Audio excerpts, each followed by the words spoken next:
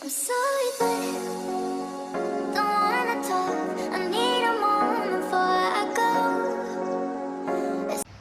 Bismillahirrahmanirrahim. Assalamualaikum warahmatullahi wabarakatuh.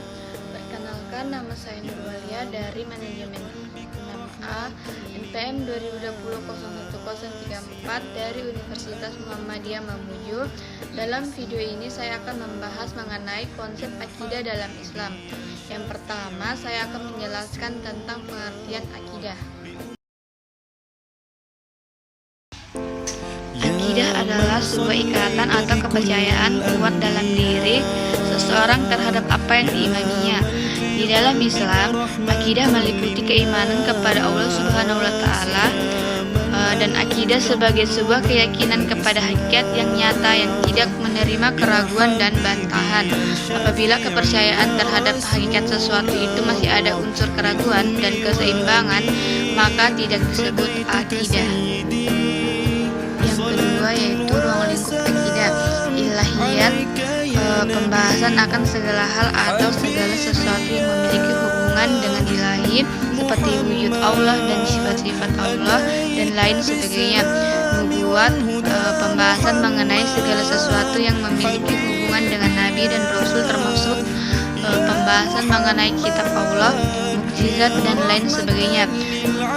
Berikutnya ruhaniyat, pembahasan mengenai segala sesuatu yang berhubungan dengan alam metafisika seperti malaikat, jin dan iblis atau roh dan masih banyak yang lainnya. Yang terakhir samiyat, pembahasan akan segala sesuatu yang yang bisa diketahui melalui dalil nakil berupa Al-Quran dan Sunnah, seperti halnya alam barzakh, akhirat, azab kubur, tanda-tanda kiamat, dan surga dan neraka, dan yang lainnya. Yang selanjutnya yaitu sumber akidah. Sumber akidah Islam adalah Al-Quran dan Sunnah, artinya apa saja yang disampaikan oleh Allah dalam Al-Quran dan oleh Rasulullah dalam sunnahnya wajib diimami, yakni diyakini dan diamalkan. Akal pikiran bukanlah menjadi sumber akidah Islam, tetapi hanya berfungsi memahami nas-nas yang terdapat dalam kedua sumber tersebut. Itu pun harus disadari oleh suatu kesadaran bahwa kemampuan akal sehat sangat terbatas, sesuai dengan terbatasnya kemampuan semua makhluk Allah Subhanahu wa Ta'ala.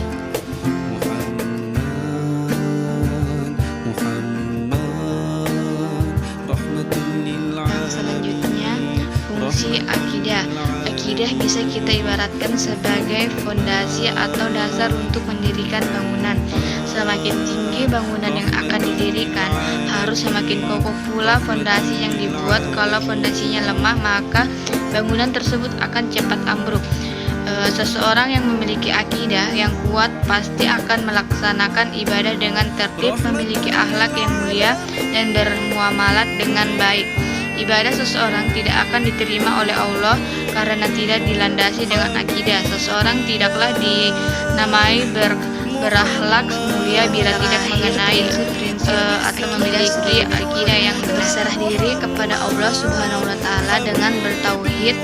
Orang yang berserah diri kepada Allah disebut dengan muwahhid, ahli tauhid.